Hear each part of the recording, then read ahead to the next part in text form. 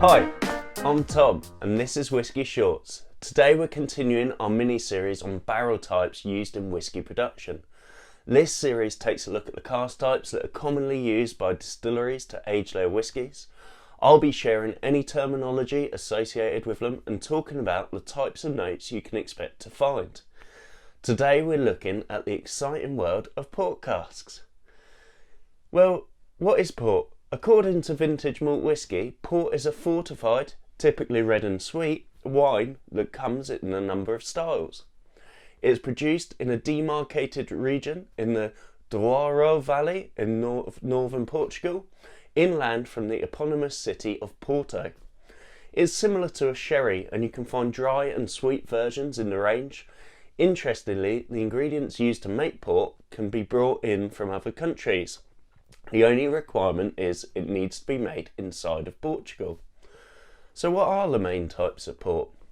Ruby port is the most common variety made from red grapes and usually a blend of a few years harvest.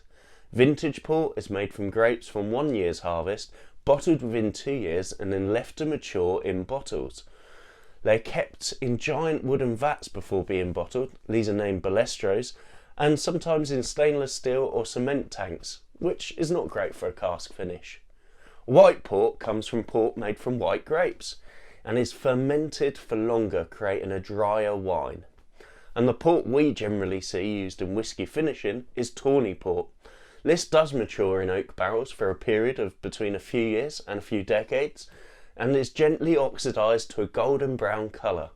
They are bottled when ready, usually after being blended to create different age variations. In order to store it for so long, it's common to use spent cask to minimise wood effect. This means that when looking at a port cask, it's the liquid that was stored inside that is important, not the wood itself. The flavours of the port will leach back out of the wood into your whisky. So how big are the casks? As far as I can see, there are two main cask sizes used in port production. First up is the more commonly known and traditional port pipe. This is a tall, thin barrel weighing in at between 500 to 650 litres. These hard to find casks are highly sought after and come at a premium, price regularly exceeding more than sherry casks. These days a lot of port houses are using the Barriques, a 225 litre wine barrel that originated in Bordeaux. This move is likely due to the ready availability of these casks compared to the more specialist pipe design and their smaller size making them easier to handle. So what flavours can you expect to find in a port finish whisky?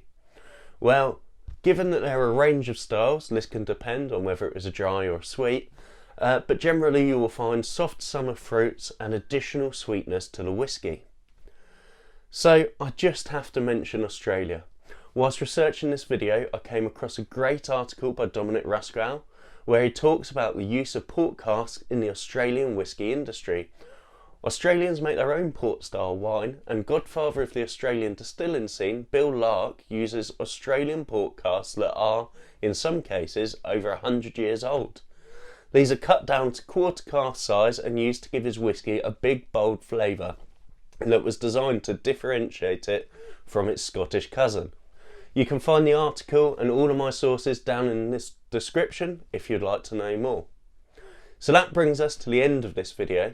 If you like today's content, please join me for my next video in this series where we'll look at some of the other casks you can find being used in whisky production.